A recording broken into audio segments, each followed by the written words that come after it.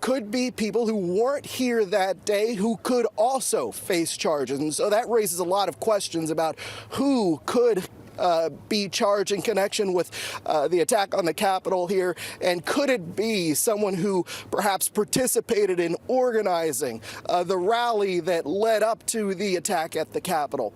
Could investigators be heading that way? Yesterday, it seemed like the Attorney General may have been answering some of the critics who have been openly critical of the prosecution in this case for not perhaps being as harsh as they think they should be on some of the people who stormed the Capitol. So it'll be interesting to see what comes next. But as you alluded to, this is an investigation that is massive and that is, Tony, ongoing. Yeah, and as we go forward, I do want to linger for a moment on the past. As you were speaking there, Jeff, we saw images from that day, images that have become part of our collective memory, the memory of history. But you also have your specific personal memories from that day. You were there closer than most of us. What do you remember most?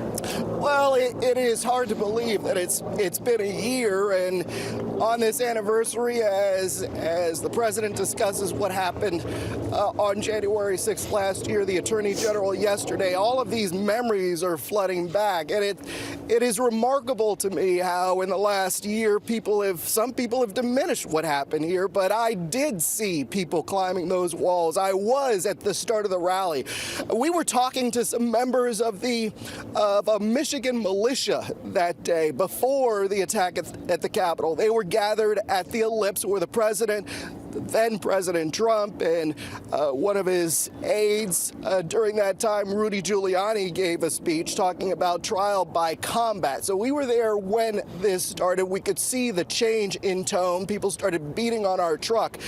And then, of course, Tony, we came here and we saw people climbing the walls, and there were other people calling for reinforcements to climb the walls and to breach the Capitol.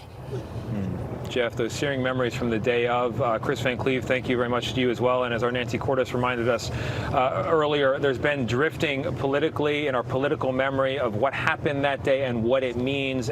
We heard from President Biden, who's trying to restore the country's attention to a particular set of facts that are important and are high stakes for the future of this nation.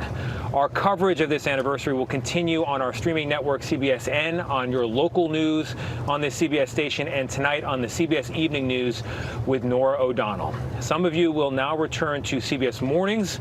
This has been a CBS News Special Report. I'm Tony DeCopel on Capitol Hill.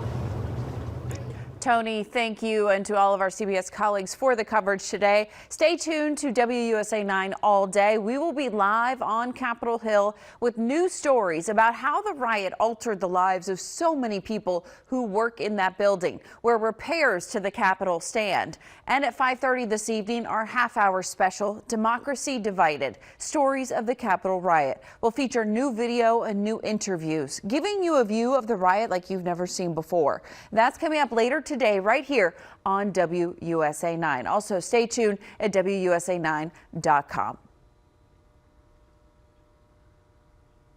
This segment is sponsored by Plexiderm, and the new year is here, and we want to look our best. This next product may be able to help you feel like your younger self again. Check it out. Alexa, the thought of looking younger in just minutes is like, yes, ma'am. How do we do this? How does Plexiderm help us do this? Look, I get it, Kristen. It's pretty incredible. And the fact that you don't have to go to a doctor, you don't have to get painful injections. You can literally do it in the privacy of your home. You can do it in your car. You can do it